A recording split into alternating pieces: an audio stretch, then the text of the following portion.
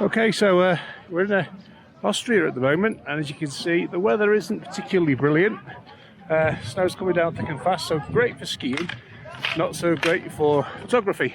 And with the weather being so bad, I thought I'd give you some tips and tricks on taking photographs in cold and inclement weather.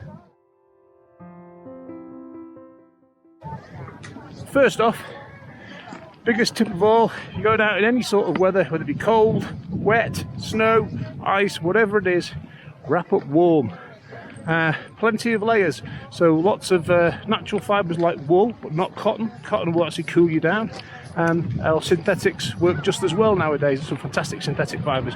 Plenty of layers, lots of thin, not one big thick. You need to be able to regulate your temperature. If you're taking photographs, particularly if you're doing some time-lapse work or a long exposure photography, you know, it is going to get cold. Being stood around, your body temperature can drop quite quick, so make sure you've got plenty of layers, and if needs be, spares in your bag. So that's the first tip. Second tip, going on from the situation with the cold, is we also need to consider how the effect the cold has on our equipment, particularly batteries. Batteries have a habit of losing power rather rapidly when it's cold. It sort of drains the power, stops them reacting and generating electricity quite so quickly. So ideally, best thing to do, keep your batteries in a pocket. Certainly not next to your skin, because you'll get the moisture and the condensation off your skin, it'll get onto it. So keep them in an outside pocket, ideally with a hand warmer or something similar to keep them warm, and swap them over regularly. You'll find that a battery that'll be screaming it's gone flat, you'll take it out, put it in your pocket, warm it up, put it back in, and it's got plenty of charge again. So you'll certainly make sure you swap your batteries out regularly. Next then, you've got to consider the effect of cold on your equipment. Not so much in the fact it might stop it working, but more for the fact that if it's really cold and you've got a camera that's got a metal body and you're putting your face against it, the likelihood is you're going to get frostbite or potentially even freeze yourself to it.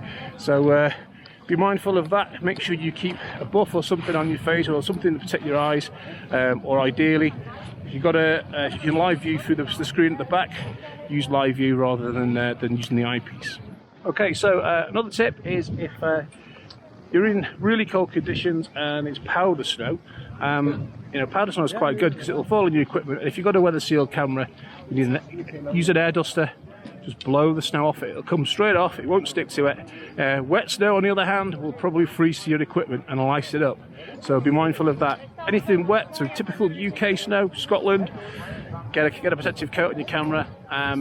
You know, maybe in the Alps, North America, when you've got plenty of powder snow, then certainly you know, an air duster should be more than sufficient. So next tip then, obviously, is the wet. Cameras don't like wet. Electronics do not like the wet.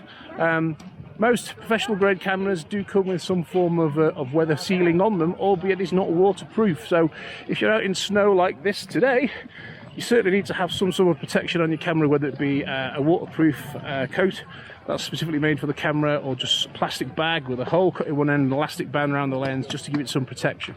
Okay, so when shooting photographs in the snow, the snow itself will fool your camera.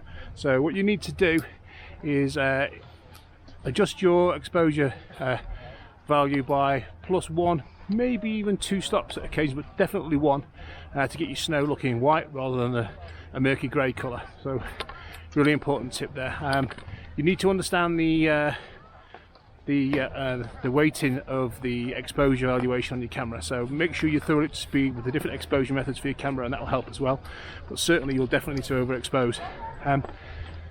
Also, when shooting in snow, bear in mind your shutter speed. If it's snowing quite heavily, you need to understand the fact that a long exposure is going to result in big long streaks of snow rather than crisp, sharp, frozen snowflakes on the way down. So bear in mind what the type of mood of shot you're trying to capture is, and consider that.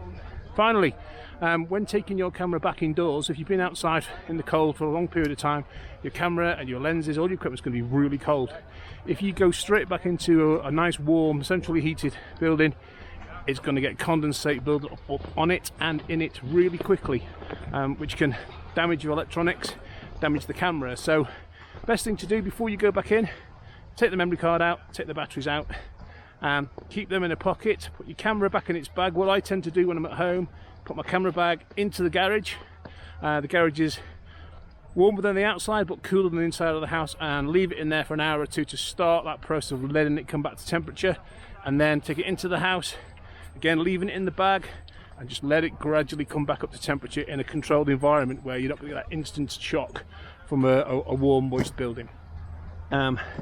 Alternatively, what you can do before you come back in, zip seal, big zip seal tie bags, put the camera inside one of those, get most of the air out, zip it up tight, take it in and let it get warm inside that controlled dry air environment just coming from the outside.